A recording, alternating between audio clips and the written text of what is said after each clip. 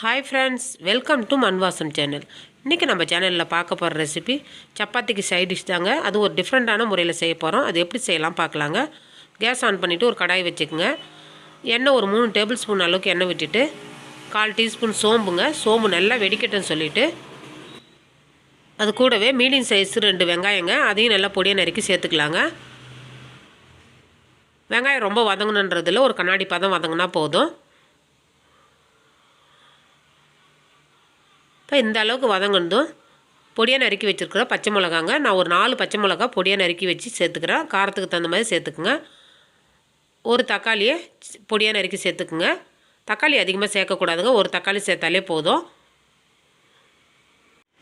அது கூடவே 1 table spoon அளவுக்கு இஞ்சி பூண்டு பேஸ்ட்டு சேர்த்துக்குங்க. அதனுடைய பச்சை வாசனை போகிற அளவுக்கு வதக்கிக்கலாங்க. லைட்டாக இந்த அளவுக்கு வதங்கினா போதுங்க. ரொம்ப வதங்க தேவையில்ல. இப்போ நான் பொடியாக நறுக்கி வச்சுருக்கிற கோஸு, கேரட்டு, கேப்சிக்கங்க. கோஸ் வந்து பார்த்திங்கன்னா நான் ஒரு 1/4 கிலோ திட்டத்துக்கு எடுத்துருக்குறேன். கேரட் ஒரு 150, குடமிளகா ஒரு பெரிய குடமிளகாங்க. அதையும் பொடியாக நறுக்கி சேர்த்துக்கிறேங்க.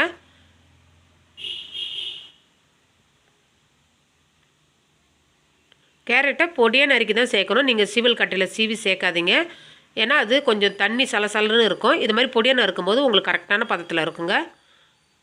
எல்லாத்தையும் சேர்த்து கிளறி விட்டுட்டு 1/2 டீஸ்பூன் மஞ்சத்தூள், 1 டீஸ்பூன் கார மிளகாத்தூள், 1/2 டீஸ்பூன் அளவுக்கு தனியாத்தூள் சேர்த்துக்கலாங்க. இதுக்கு தேவையான உப்பு. அவ்வளோதாங்க. இந்த மசாலாவை சேர்த்து லைட்டாக கிளறி விடுங்க.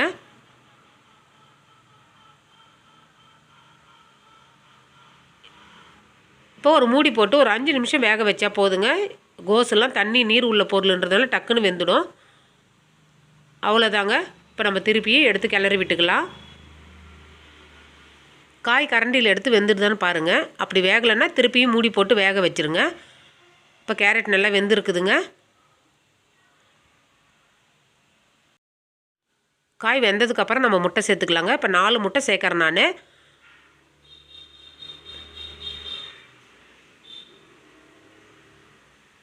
அவ்வளோதாங்க. முட்டை சேர்த்துட்டு நல்லா அந்த காய் கூட கிளறி விடுங்க. சப்பாத்திக்கு மட்டும் இல்லைங்க, சாதத்துக்கு, சாம்பார் சாதத்துக்குலாம் சைட் டிஷ் நல்லா செம்மையாக இருக்கும். நீங்கள் ஒரு தடவை செஞ்சு பாருங்கள். சூப்பராக இருக்குங்க. மேலே மல்லித்தழையை போட்டுக்கலாங்க.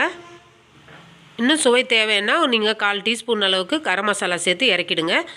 அவ்வளோதாங்க, ரெடி ஆகிடுச்சு. இந்த ரெசிபி பிடிச்சிருந்துன்னா மண்வாசம் சேனலில் லைக் பண்ணுங்கள், ஷேர் பண்ணுங்கள், கமெண்ட் பண்ணுங்கள், சப்ஸ்கிரைப் பண்ணுங்கள்.